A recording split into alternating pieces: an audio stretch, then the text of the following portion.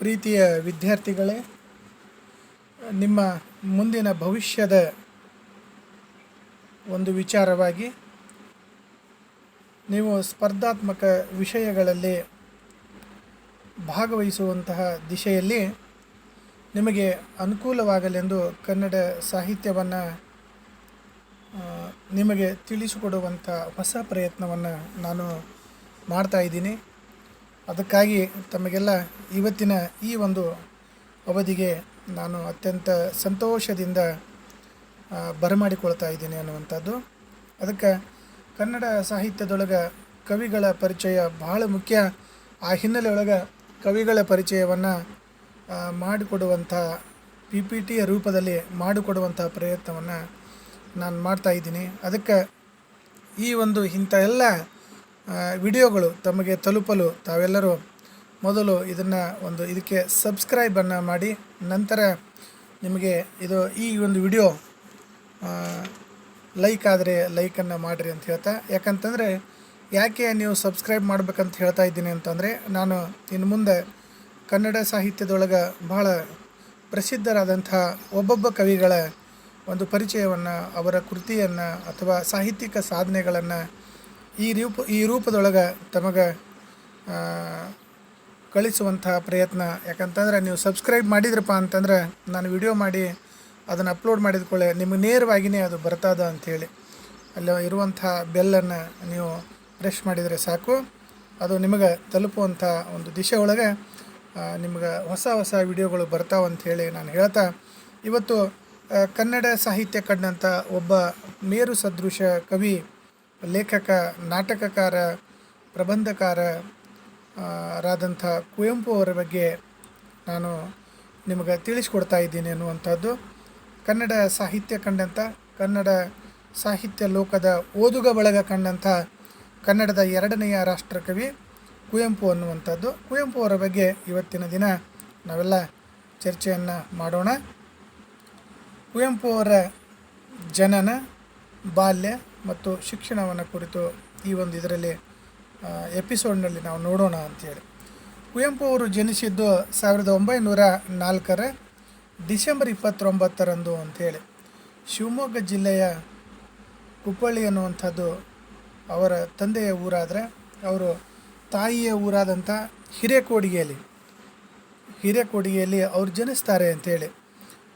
ಇವರ ಬಹಳ ಮುಖ್ಯವಾದಂಥ ವಿಚಾರ ಅನ್ನೋದಕ್ಕಿಂತ 1904 ಡಿಸೆಂಬರ್ 29 ಅವರು ಜನಿಸಿದಂಥ ಒಂದು ನಿಮಿತ್ತವಾಗಿ, ಕುವೆಂಪು ಅವರು ಹುಟ್ಟಿದಂಥ ಈ ವಿಚಾರವಾಗಿ ಅವರ ಜನ್ಮದಿನವನ್ನು ವಿಶ್ವ ಮಾನವ ದಿನ ಅಂಥೇಳಿ ಆಚರಿಸಲಾಗ್ತದೆ ಅನ್ನುವಂಥದ್ದು. ಯಾಕಂತಂದರೆ ಕನ್ನಡ ನಾಡಿನಲ್ಲಿ, ಕನ್ನಡ ಸಾಹಿತ್ಯ ಲೋಕದಲ್ಲಿ ಬಹಳ ದೊಡ್ಡ ಸಾಧನೆಯನ್ನು ಮಾಡಿದಂಥ ಕವಿಗೆ ಸಹಜವಾಗಿಯೇ ಈ ನಾಡು ಕೊಡಮಾಡಿದಂಥ ಗೌರವ ಅಂತಂದರೆ ಅದು ಡಿಸೆಂಬರ್ 29 ವಿಶ್ವ ಮಾನವ ದಿನ ಅಂಥೇಳಿ ಆಚರಣೆ ಮಾಡೋದು ಅಂತ. ಅವರ ತಂದೆ ಹೆಸರು ವೆಂಕಟಪ್ಪ, ತಾಯಿ ಸೀತಮ್ಮ ಅನ್ನುವಂಥದ್ದು. ಇಲ್ಲಿ ಕುವೆಂಪು ಅನ್ನುವಂಥದ್ದು ಅವರ ಕಾವ್ಯನಾಮ. ಅವರ ಪೂರ್ಣ ಹೆಸರು ಕುಪ್ಪಳ್ಳಿ ವೆಂಕಟಪ್ಪ ಪುಟ್ಟಪ್ಪ ಅಂಥೇಳಿ. ಇಲ್ಲಿ ಕನ್ನಡದ ವರ್ಡ್ಸ್ವರ್ತಿಯಂತೆ ನಿಸರ್ಗ ರಮಣೀಯ ಒಂದು ದೃಶ್ಯಗಳನ್ನು ನೋಡಿ ತಾವು ಬರೆದಿರುವಂಥ ಹಲವಾರು ಕವನ ಸಂಕಲನಗಳನ್ನು, ಎರಡು ಬಹುಮುಖ್ಯ ಕಾದಂಬರಿಗಳನ್ನು, ನಾಟಕಗಳನ್ನು ನೋಡಿದಾಗ ಕುವೆಂಪು ಅವರಿಗೆ ಕನ್ನಡದ ವರ್ಡ್ಸ್ವರ್ತ್ ಎಂದು ಕರೆಯಲಾಗ್ತದೆ. ಇದನ್ನು ಬಹಳಷ್ಟು ಕಾಂಪಿಟೇಟಿವ್ ಪರೀಕ್ಷೆಗಳಲ್ಲಿ, ಸ್ಪರ್ಧಾತ್ಮಕ ಪರೀಕ್ಷೆಗಳಲ್ಲಿ ಕೇಳಿದಂಥ ಒಂದು ಸಾಕ್ಷಿ ಇದೆ ಅಂಥೇಳಿ. ಇನ್ನು KV ಪುಟ್ಟಪ್ಪ ಅವರು ಪ್ರಾರಂಭದಲ್ಲಿ ಕಿಶೋರ ಚಂದ್ರವಾಣಿ, ನಾವು ಈಗ ಕುವೆಂಪು ಅನ್ನೋದು KV ಪುಟ್ಟಪ್ಪ ಅವರ ಒಂದು ಕಾವ್ಯನಾಮ ಅಂತ ನಾವು ಓದುವಂಥದ್ದು. ಆದರೆ ಈ ಕುವೆಂಪು ಅನ್ನುವಂಥ ಕಾವ್ಯನಾಮ ಬರೋದಕ್ಕೆ ಮುಂಚೆ ಕಿಶೋರ ಚಂದ್ರವಾಣಿ ಅನ್ನುವಂಥ ಕಾವ್ಯನಾಮದಿಂದ ಅವರು ಸಾಹಿತ್ಯ ರಚನೆಗೆ ತಮ್ಮನ್ನು ತೊಡಗಿಸಿಕೊಂಡಿದ್ದರು ಅಂತ. ಸಾಹಿತ್ಯ ರಚನೆಗೆ ತಮ್ಮನ್ನು ತೊಡಗಿಸಿಕೊಂಡಂಥ ಒಬ್ಬ ಕವಿ. ನಂತರ ಕುವೆಂಪು ಆಯಿತು ಅನ್ನುವಂಥದ್ದನ್ನು ನಾವು ಓದ್ತೀವಿ. ಮಾನಸ ಗಂಗೋತ್ರಿ ಅಧ್ಯಯನ ಕೇಂದ್ರ ನಾವು ಮೈಸೂರಿನಲ್ಲಿ ನೋಡ್ತೀವಲ್ಲ, ಅದನ್ನು ಸ್ಥಾಪಿಸಿದವರೇ ಇವರು ಅಂತ. ಯಾರು? KV ಪುಟ್ಟಪ್ಪ ಅಥವಾ ಕುವೆಂಪು ಅವರು ಅಂತ.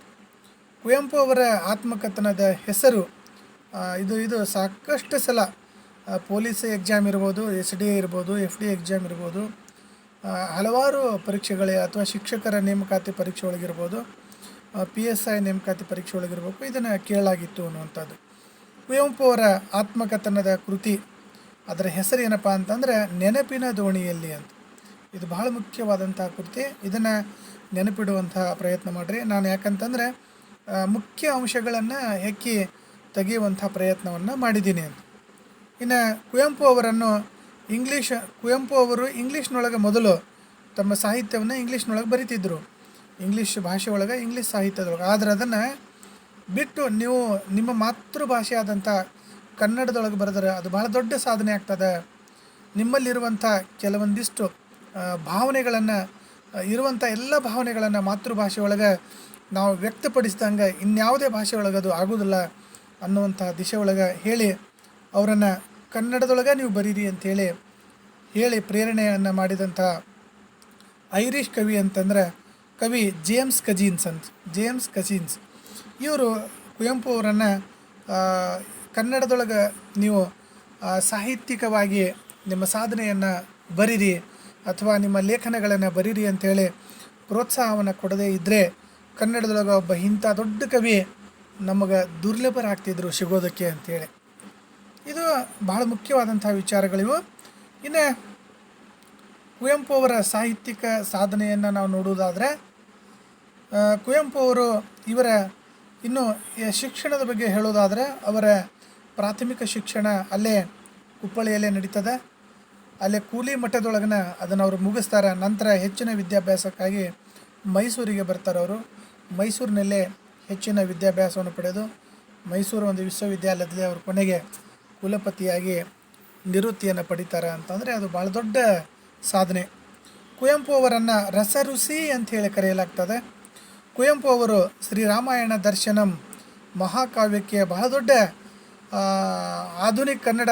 ಆಧುನಿಕ ಕನ್ನಡ ಸಾಹಿತ್ಯ ಲೋಕದಲ್ಲೇ ಒಂದು ಒಳ್ಳೆಯ ಸತ್ವಯುತವಾದಂಥ ಇವತ್ತಿನ ಪರಿಸ್ಥಿತಿಗೆ ಅನುಗುಣವಾಗಿ ಕೆಲವೊಂದಿಷ್ಟು ಬದಲಾವಣೆಗಳನ್ನು ಮಾಡಿಕೊಂಡು ಮಹಾಕಾವ್ಯವನ್ನು ಬರೆದವರು ಅಂತಂದರೆ ಅದು ಕುವೆಂಪು ಅವರು.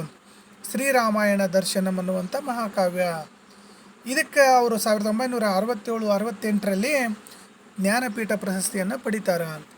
ಕನ್ನಡದೊಳಗೆ ಮೊಟ್ಟ ಮೊದಲು ಜ್ಞಾನಪೀಠ ಪ್ರಶಸ್ತಿ ಪಡೆದಂಥ ಕವಿ ಅಂತಂದರೆ ಅದು ಕುವೆಂಪು ಅವರು ಅಂತ.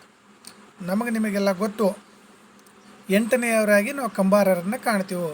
2010ರಲ್ಲಿ ಕಂಬಾರರು ನಮಗೆ 8ನೇಯ ಒಂದು ಜ್ಞಾನಪೀಠ ಪ್ರಶಸ್ತಿಯನ್ನು ಕನ್ನಡಕ್ಕೆ ತಂದು ಕೊಡ್ತಾರೆ ಅಂಥೇಳಿ. ನೋಡಿರಿ, ಕುವೆಂಪು ಅವರ ಬಹುಶಃ ಕನ್ನಡ ಸಾಹಿತ್ಯದೊಳಗೆ ಹಲವು ಪ್ರಶಸ್ತಿಗಳಿಗೆ ಮೊದಲಿಗರಾಗಿ ಹೆಸರನ್ನು ಮಾಡಿದಂಥವರು ಅಂತಂದರೆ ಅದು ಕುವೆಂಪು ಅವರು ಅಂತ.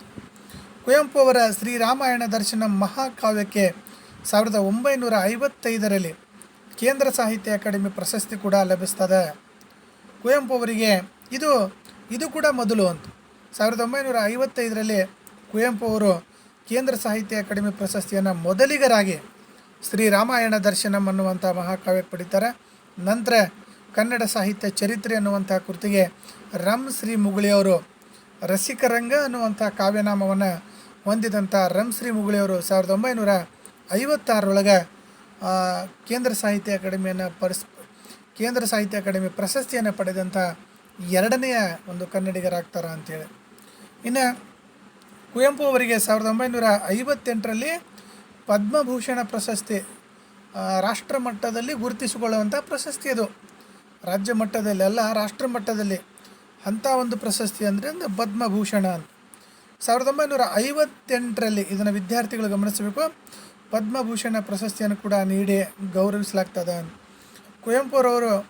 ಕುವೆಂಪುರವರು ರಾಷ್ಟ್ರಕವಿ ಪ್ರಶಸ್ತಿನ ಈಗಾಗಲೇ ಹೇಳ್ದಂಗೆ ಕನ್ನಡ ಸಾಹಿತ್ಯದೊಳಗೆ ರಾಷ್ಟ್ರಕವಿ ಪ್ರಶಸ್ತಿಯನ್ನು ಪಡೆದಂಥವರು ಅಂತಂದರೆ 3 ವ್ಯಕ್ತಿಗಳು ಅಂತ, 3 ಕವಿಗಳು ಅಂತ, 3 ಸಾಹಿತಿಗಳು ಅಂತ. ಅವ್ರು ಯಾರಪ್ಪ ಅಂತಂದರೆ ಒಬ್ಬರು ಎಂ ಗೋವಿಂದ ಪೈ 1949ರಲ್ಲಿ ಅವ್ರು ಪಡೆದ್ರೆ 49ರಲ್ಲಿ.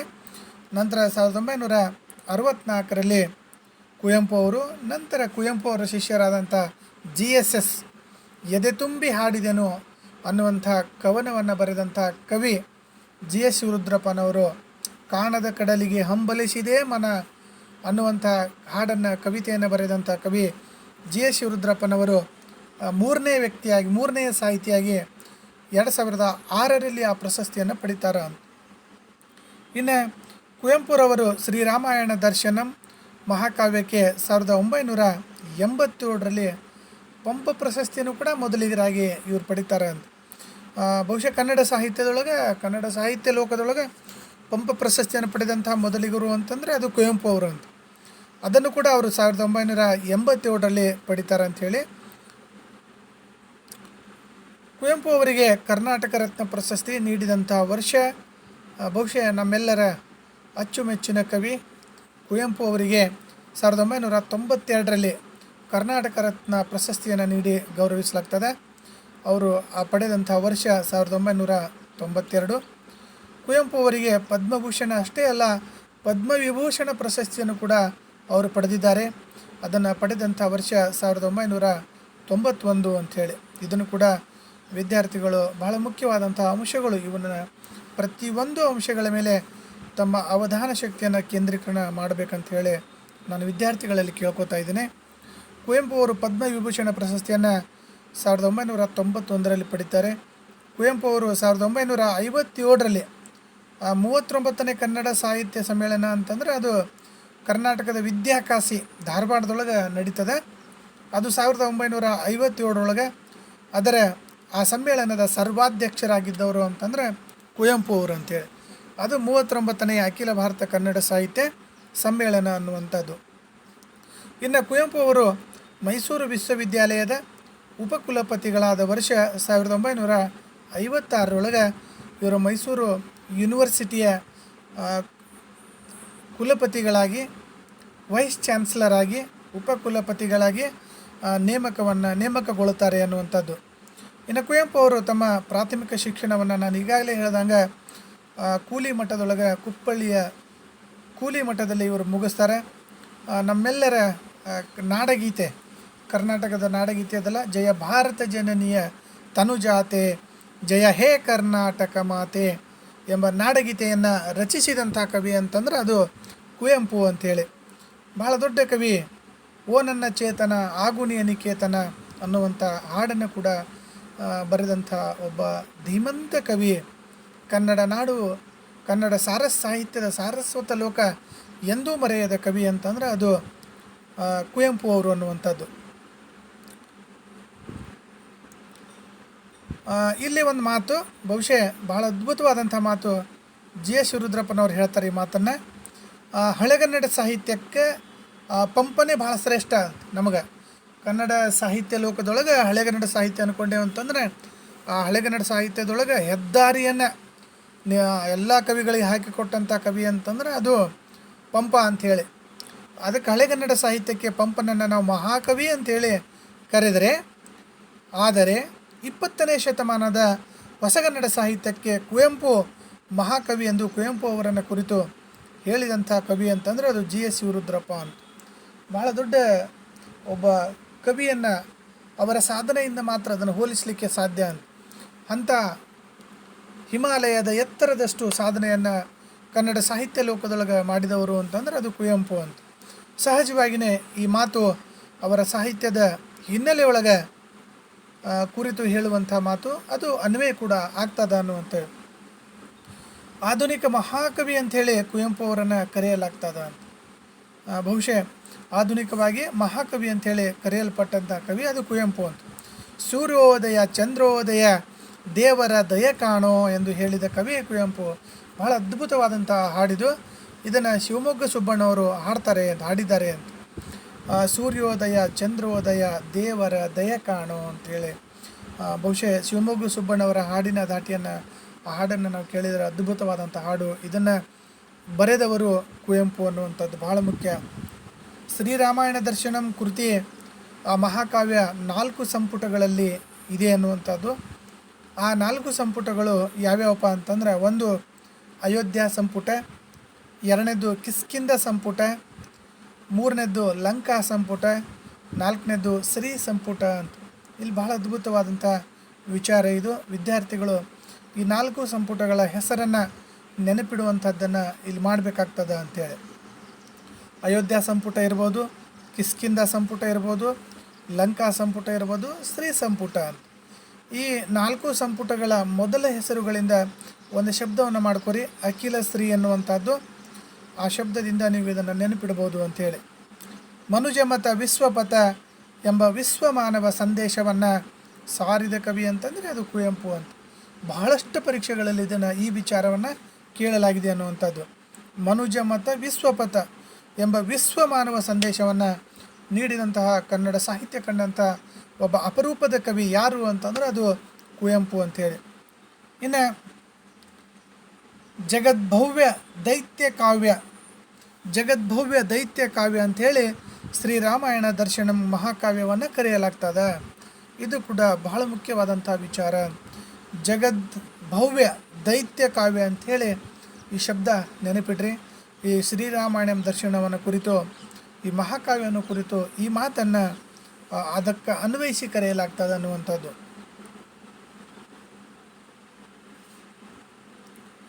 ಬಹುಶಃ ವಾಲ್ಮೀಕಿ ಬರೆದಂತಹ ರಾಮಾಯಣವನ್ನು ಶ್ರೀರಾಮಾಯಣ ದರ್ಶನಂ ಅನ್ನುವಂಥ ಹೆಸರಿನೊಳಗೆ ಕನ್ನಡ ಸಾಹಿತ್ಯದೊಳಗೆ ಅದು ತಾವು ಬದುಕಿದಂತಹ ದಿನಮಾನಕ್ಕೆ ಆ ಒಂದು ಆಧುನಿಕ ಮನೋಭಾವದ ಹಿನ್ನೆಲೆಯೊಳಗೆ, ವೈಚಾರಿಕ ಚಿಂತನೆಯ ಹಿನ್ನೆಲೆಯೊಳಗೆ ಕಟ್ಟಿಕೊಟ್ಟಂಥ ಕವಿ ಅಂತಂದ್ರೆ ಅದು ಕುವೆಂಪು ಅಂತ. ಆ ಹಿನ್ನೆಲೆಯೊಳಗೆ ಕುವೆಂಪು ಅವರನ್ನು ಅಭಿನವ ವಾಲ್ಮೀಕಿ ಅಂಥೇಳಿ ವಿನೋಬಾ ಭಾವೆ ಅವರು, ಸಂತ ಕವಿ ವಿನೋಬಾ ಭಾವೆ ಅವರು ಕರೀತಾರೆ ಅಂತ. ಅಭಿನವ ವಾಲ್ಮೀಕಿ ಎಂದು ಕರೆದವರು ಅಂತಂದರೆ ವಿನೋಬಾ ಭಾವೆ. ಕನ್ನಡ ಎನೆ ಕುಣಿದಾಡುವುದೆನ್ನೆದೆ, ಕನ್ನಡ ಎನೆ ಕಿವಿ ನಿಮಿರುವುದು ಅನ್ನುವಂಥ ಪದ್ಯವನ್ನು ಕೂಡ ಬರೆದವರು ಕುವೆಂಪು ಅಂಥೇಳಿ. ಬಹಳ ಅದ್ಭುತವಾದಂಥ ಪದ್ಯ ಇದು. ಈ ಪದ್ಯದ ಕೆಲವೊಂದಿಷ್ಟು ಸಾಲುಗಳನ್ನು ಆಗಾಗ ಪರೀಕ್ಷೆಯಲ್ಲಿ ಕೇಳಿದಂಥ ಉದಾಹರಣೆ ಇದೆ ಅಂಥೇಳಿ. ಎಲ್ಲಾದರೂ ಇರು ಎಂತಾದರೂ ಇರು ಎಂದೆಂದಿಗೂ ನೀ ಕನ್ನಡವಾಗಿರು ಎಂದು ಹಾಡಿದ ಮಹಾಕವಿ ಕುವೆಂಪು. ಇದನ್ನು ಕೂಡ ಸಾಕಷ್ಟು ಸಲ ಸಾಕಷ್ಟು ಕಾರ್ಯಕ್ರಮಗಳಲ್ಲಿ ಮೊದಲು ಈ ಹಾಡನ್ನು ಹಾಡಲಾಗ್ತದ ಅಂಥ ಅದ್ಭುತ ಹಾಡು ಇದು. ಇದನ್ನು ಕೂಡ ಬರೆದವರು ಕುವೆಂಪು ಅಂಥೇಳಿ. ಜ್ಞಾನ ದೇಗುಲವಿದು ಕೈ ಮುಗಿದು ಒಳಗೆ ಬಾ. ಪ್ರತಿಯೊಂದು ಶಾಲೆಯ ಮೇಲೆ, ಶಾಲೆಯೊಳಗೆ ನಾವು ಹೋಗಬೇಕಾದ್ರೆ ಅಥವಾ ಜ್ಞಾನ ಭಂಡಾರಕವಾದಂಥ ಗ್ರಂಥಾಲಯದ ಒಳಗಡೆ ಹೋಗಬೇಕಾದ್ರೆ ಅಲ್ಲಿ ಬರೆದಿರುವಂಥ ಕೊಟೇಶನ್ ನಾವೆಲ್ಲ ಕಡೆ ಕಾಣ್ತೇವೆ ಇದನ್ನು. ಆದರೆ ಈ ಕೊಟೇಶನನ್ನು ಹೇಳಿದವರು ಕುವೆಂಪು ಅಂತ. ಜ್ಞಾನ ದೇಗುಲವಿದು ಕೈ ಮುಗಿದು ಒಳಗೆ ಬಾ ಅಂಥೇಳಿ ಬರೆದಂಥದ್ದನ್ನು ಕಾಣ್ತೀವೋ, ಇದನ್ನು ಬರೆದವರು ಕೂಡ ಕುವೆಂಪು ಅಂತ ಹೇಳಿದವರು. ಇನ್ನು ಸಹಜವಾಗಿಯೇ ಇಷ್ಟು ದೊಡ್ಡ ಸಾಧನೆಯನ್ನು ಮಾಡಿದಂಥ ಈ ಕುವೆಂಪು ಅವರಿಗೆ 3 ಅಭಿನಂದನಾ ಗ್ರಂಥಗಳನ್ನು ಅರ್ಪಿಸಲಾಗ್ತದ. ಆ ಅಭಿನಂದನಾ ಗ್ರಂಥಗಳು ಯಾವ್ಯಾವಪ್ಪ ಅಂತಂದ್ರೆ ಉಡುಗೊರೆ, ಗಂಗೋತ್ರಿ ಮತ್ತು ಸಹ್ಯಾದ್ರಿ ಅಂತ.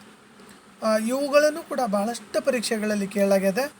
ಉಡುಗೊರೆ, ಗಂಗೋತ್ರಿ ಮತ್ತು ಸಹ್ಯಾದ್ರಿ ಈ 3 ಗ್ರಂಥಗಳನ್ನು ಕೇಳಲಾಗಿದೆ. ಯಾಕಂತಂದರೆ ಜ್ಞಾನಪೀಠ ಪ್ರಶಸ್ತಿಯನ್ನು, ರಾಷ್ಟ್ರಕವಿ ಪ್ರಶಸ್ತಿಯನ್ನು ಪಡೆದಂಥ ಕವಿಗಳನ್ನು, ಅವರ ಕೃತಿಗಳನ್ನು, ಸಾಧನೆಯನ್ನು ನಾವು ಓದ್ಕೊಳೋದು ಬಹಳ ಮುಖ್ಯ. ಯಾಕಂತಂದ್ರೆ ಬಹಳಷ್ಟು ಪರೀಕ್ಷೆಗಳು ಈ ಕವಿಗಳನ್ನು ಆಧಾರವಾಗಿ ಇಟ್ಕೊಂಡಿರ್ತಾವೆ. ಇನ್ನುಳಿದಂಥವು ಪ್ರಚಲಿತ ಪ್ರಶ್ನೆಗಳಾಗಿ ಆಗಿರ್ತಾವೆ ಅಂಥೇಳಿ. ಇನ್ನು ಕುವೆಂಪು ಅವರು ಆಧುನಿಕ ಸಾಹಿತ್ಯದ ನವೋದಯ ಕಾಲಘಟ್ಟಕ್ಕೆ ಸೇರಿದವರು. ಕುವೆಂಪು ಅವರು ಕನ್ನಡ ಆಧುನಿಕ ಒಂದು ಸಾಹಿತ್ಯದೊಳಗೆ 4 ಪಂಥಗಳನ್ನು ನಾವು ಕಾಣ್ತೀವಿ. ನವೋದಯ, ಪ್ರಗತಿಶೀಲ, ನವ್ಯ, ದಲಿತ ಮತ್ತು ಬಂಡಾಯ ಅಂತೇಳಿ ಕಾಣ್ತೀವಿ ನಾವು. ಇವುಗಳಲ್ಲಿ ಕುವೆಂಪು ಅವರು ನವೋದಯ ಪಂಥಕ್ಕೆ ಸೇರಿದವರು, ನವೋದಯ ಕಾಲಘಟ್ಟಕ್ಕೆ ಸೇರಿದವರು ಅಂತೇಳಿ ಇದನ್ನು ನೆನಪಿಡಬೇಕು ಅನ್ನುವಂಥದ್ದು. ಇನ್ನು ಈ ಕುವೆಂಪು ಅವರೇ ಹೇಳ್ತಾರೆ ಒಂದು ಮಾತಿದು, ಬಹಳ ಅದ್ಭುತವಾದಂಥ ಮಾತು. ಶ್ರೀರಾಮಾಯಣ ದರ್ಶನವನ್ನು ಆಧಾರವಾಗಿಟ್ಕೊಂಡು ಅದನ್ನು ಓದಿದವರಿಗೆ ಏನೆಲ್ಲ ಸಿಗ್ತದೆ, ಅವರವರ ಮನೋಭಾವದ ಹಿನ್ನೆಲೆ ಒಳಗೆ ಏನೇನು ಸಿಗ್ತದೆ ಅನ್ನೋದನ್ನು ಅವ್ರು ಹೇಳ್ತಾರೆ. ಇಲ್ಲಿ ಕಾವ್ಯ ಬೇಕಾದವರಿಗೆ ಇಲ್ಲಿ ಕಾವ್ಯ ಸಿಗುತ್ತದೆ, ಕಥೆ ಬೇಕಾದವರಿಗೆ ಕಥೆ ಸಿಗುತ್ತದೆ, ದರ್ಶನ ಬೇಕಾದವರಿಗೆ ದರ್ಶನ ಸಿಗುತ್ತದೆ ಅಂಥೇಳಿ ಈ ತಾವು ಬರೆದಂಥ ಮಹಾಕಾವ್ಯ ಶ್ರೀರಾಮಾಯಣ ದರ್ಶನವನ್ನು ಕುರಿತು ಹೇಳುವಂಥ ಮಾತು.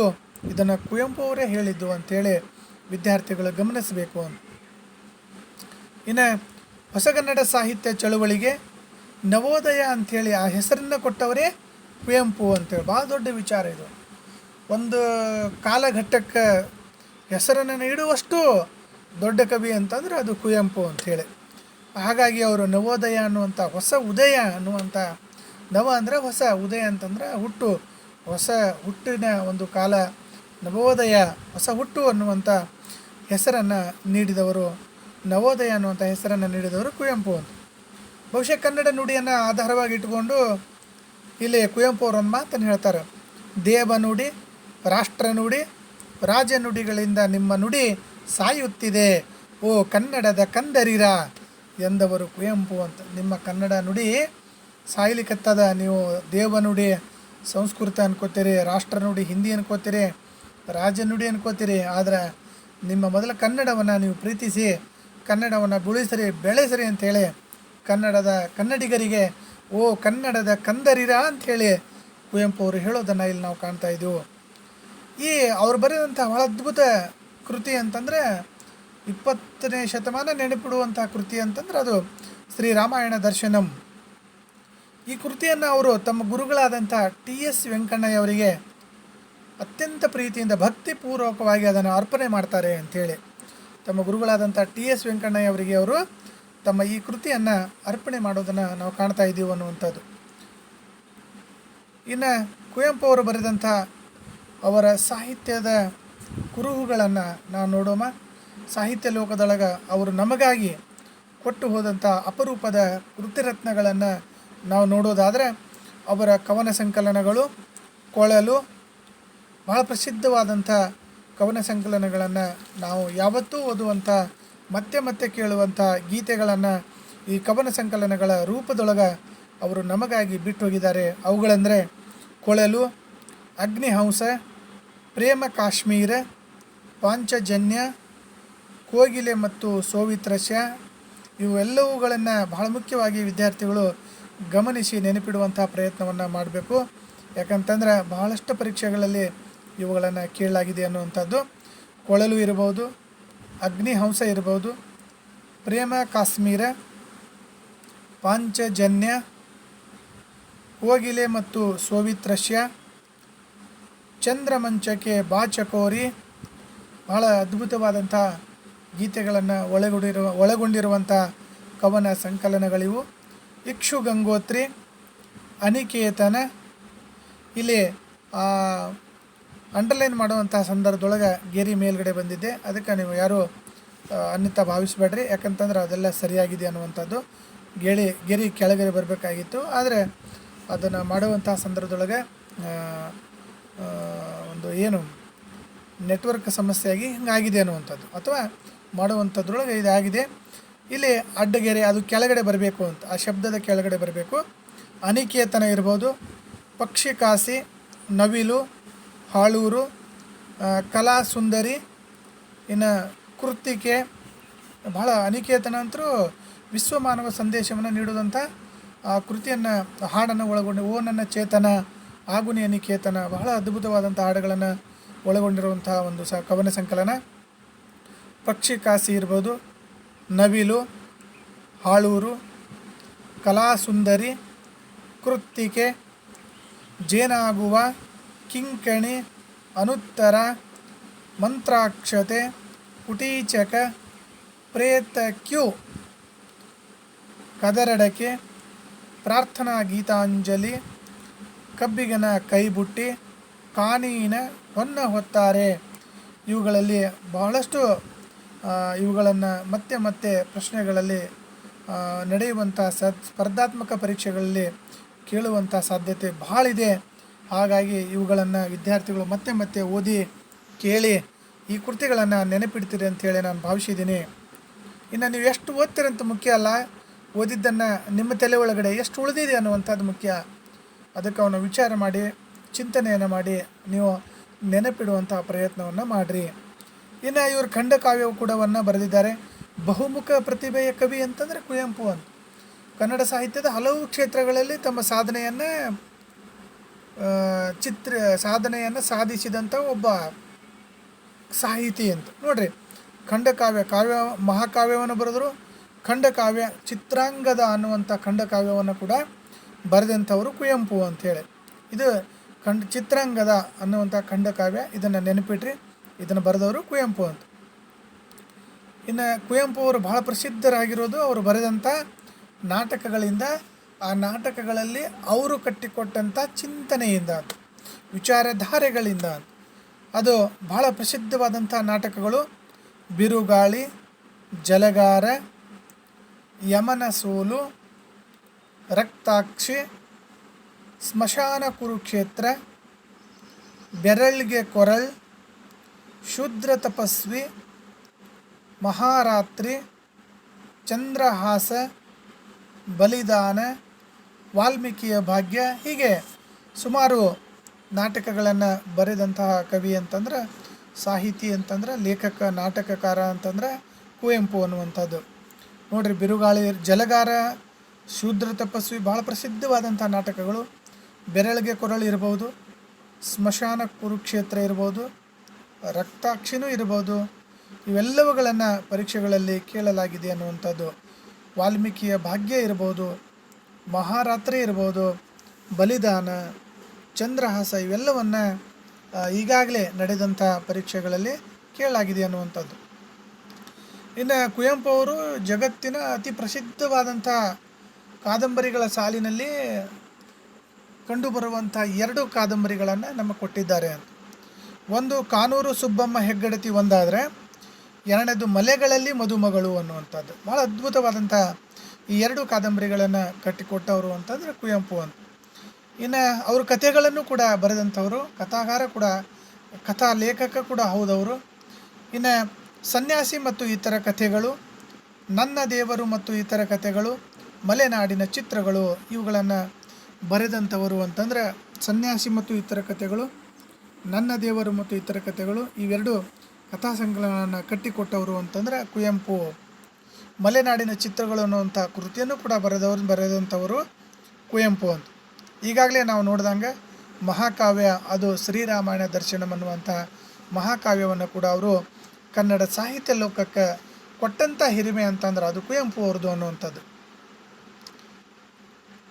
ಶಿಶು ಸಾಹಿತ್ಯವನ್ನು ಕೂಡ ಅವರು ಬರೆದಂಥವರು ಅಂತಂದರೆ ಅದು ಕುವೆಂಪು ಅಂತ. ಅದಕ್ಕೆ ನಾನು ಹೇಳಿದೆ ಆಗಲೇ, ಬಹುಮುಖ ಪ್ರತಿಭೆಯ ಕವಿ ಅಂತಂದ್ರೆ ಅದು ಕುವೆಂಪು ಅಂತ.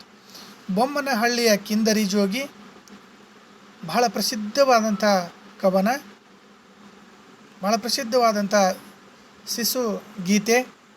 ನನ್ನ ಗೋಪಾಲ, ಮರಿ ವಿಜ್ಞಾನಿ, ಮೋಡಣ್ಣನ ತಮ್ಮ, ಅಮಲ ಕತೆ, ಬಹಳಷ್ಟು ಕಡೆ ಈ ಕಥೆಯನ್ನು ಕೇಳಲಾಗಿದೆ ಅನ್ನುವಂಥದ್ದು.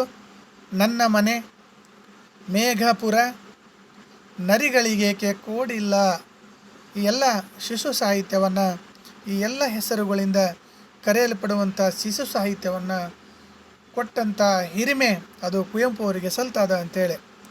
ಇನ್ನು ಜೀವನ ಚರಿತ್ರೆಯನ್ನು ಕೂಡ ಬರೆದಂಥವರು ಅಂತಂದರೆ ಕುವೆಂಪು ಅಂತ. ಬಹುಶಃ ಭಾರತ ದೇಶ ಅಷ್ಟೇ ಅಲ್ಲ, ಇಡೀ ಜಗತ್ತೇ ಕಂಡಂಥ ಅಪರೂಪದ ಶ್ರೇಷ್ಠ ಗುರು ಶಿಷ್ಯರ ಸಂಬಂಧ ಅಂತಂದರೆ ಅದು ಶ್ರೀರಾಮಕೃಷ್ಣ ಪರಮಹಂಸರು ಮತ್ತು ಸ್ವಾಮಿ ವಿವೇಕಾನಂದರು ಅಂತ. ಇವರ ಕುರಿತು ಜೀವನ ಚರಿತ್ರೆಯನ್ನು ಬರೆದಂಥವರು ಅಂತಂದರೆ ಕುವೆಂಪು ಅಂತ. ಶ್ರೀರಾಮಕೃಷ್ಣ ಪರಮಹಂಸ, ಸ್ವಾಮಿ ವಿವೇಕಾನಂದ, ನೆನಪುಗಳಲ್ಲಿ ವಿವೇಕಾನಂದರು ಅನ್ನುವಂಥ ಜೀವನ ಚರಿತ್ರೆಯನ್ನು ಬರೆದಂಥವರು ಅಂತಂದರೆ ಅದು ಕುವೆಂಪು ಅನ್ನುವಂಥದ್ದು. ಇನ್ನು ವಿಮರ್ಶಾ ಕ್ಷೇತ್ರದಲ್ಲಿ ಕೂಡ ತಮ್ಮ ಹೆಜ್ಜೆ ಗುರುತುಗಳನ್ನು ಮೂಡಿಸಿದವರು ಅಂತಂದರೆ ಅದು ಕುವೆಂಪು ಅಂತ. ಅಲ್ಲಿ ಅವರಿಂದ ಬರೆಯಲ್ಪಟ್ಟಂಥ ಬಂದಂಥ ಕೃತಿಗಳಂತಂದರೆ ಆತ್ಮಶ್ರೀಗಾಗಿ ನಿರಂಕುಶಮತಿಗಳಾಗಿ,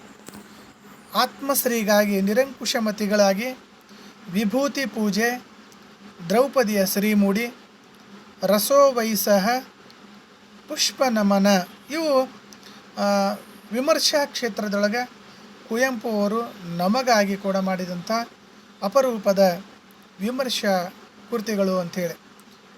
ವಿಭೂತಿ ಪೂಜೆ ಇರ್ಬೋದು, ದ್ರೌಪದಿಯ ಶ್ರೀಮೂಡಿ, ಇನ್ನು ಪುಷ್ಪ ನಮನ, ರಸೋವೈಸ ಎನ್ನುವಂಥ ಈ ಕೃತಿಗಳನ್ನು. ಇನ್ನು ಅನುವಾದ ಕ್ಷೇತ್ರದಲ್ಲಿ ಕೂಡ ಜನಪ್ರಿಯ ವಾಲ್ಮೀಕಿ ರಾಮಾಯಣವನ್ನು ಅವರು ನಮಗಾಗಿ ನೀಡಿದ್ದಾರೆ ಅನ್ನುವಂಥದ್ದು. ಇಲ್ಲಿಗೆ ಇಷ್ಟು ಕುವೆಂಪು ಅವರನ್ನು ಕುರಿತು ಮಾಹಿತಿಯನ್ನು ಕೊಡುವಂಥ ಪ್ರಯತ್ನವನ್ನು ನಾನು ಮಾಡಿದ್ದೀನಿ. ವಿದ್ಯಾರ್ಥಿಗಳು ಇನ್ನೂ ಹೆಚ್ಚಿನ ಇದರ ಜೊತೆಗೆ ಇನ್ನೂ ಹೆಚ್ಚಿನ ಮಾಹಿತಿಗಳನ್ನು ಸಂಗ್ರಹಿಸಿ ತಾವು ಎದುರಿಸುವಂಥ ಪರೀಕ್ಷೆಗಳಲ್ಲಿ ಯಶಸ್ವಿಯನ್ನು ಹೊಂದಿರಿ ಅಂತ ಹೇಳ್ತಾ ನನ್ನ ಈ ಒಂದು ಅವಧಿಯನ್ನು ಇಲ್ಲಿಗೆ ಮುಗಿಸ್ತಾ ಇದ್ದೀನಿ. ಈ ವಿಡಿಯೋವನ್ನು ನೋಡಿದ ನಂತರ ಅಥವಾ ನೋಡೋಕ್ಕಿಂತ ಮುಂಚೆ ಸಬ್ಸ್ಕ್ರೈಬ್ ಮಾಡೋದನ್ನು ಮಾತ್ರ ಮರಿಬೇಡಿ. ಯಾಕಂತಂದರೆ ನಾನು ಮತ್ತೆ ಇಂಥ ಭಾಳ ಕನ್ನಡದೊಳಗೆ ಪ್ರಸಿದ್ಧ ಕವಿಗಳ ಕುರಿತು ಮಾಹಿತಿಗಳನ್ನು ಹಾಕುವಂಥ ದಿಶೆ ಒಳಗೆ ಇದು ನನ್ನ ಮೊದಲ ಪ್ರಯತ್ನ ಅಂತ ಹೇಳ್ತಾ ಇವತ್ತಿನ ಈ ಅವಧಿಯನ್ನು ಇಲ್ಲಿಗೆ ಮುಗಿಸ್ತಾ ಇದ್ದೀನಿ.